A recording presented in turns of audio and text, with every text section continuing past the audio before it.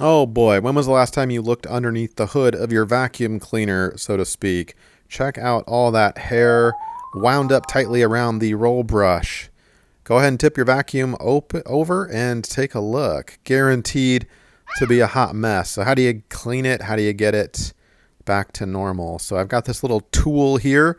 This actually was a little tool that accompanied my RoboVac, which was really nice, little piece of plastic with kind of a little blade, hidden blade on the inside. And you kind of take that blade and angle it along the parallel to the roll brush, and it should lift up that hair. And certainly you can Google like tools to clean up, your roller brush on your vacuum. I'll pop a link in the description below, as I always do, for tools, supplies, things that you see in my videos. But I'm sure you could buy this separately. I will certainly look around for you, but the concept is pretty simple. You just cut away the hair. I like to do it in two different places. So do it once, a full parallel cut, and then turn the roll brush and do it on the back side of the roll brush.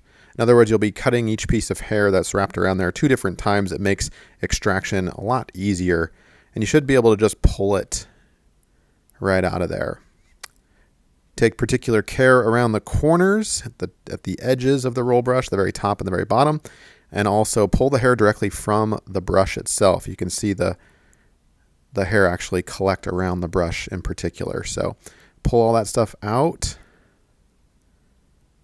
and we are pretty much back to normal.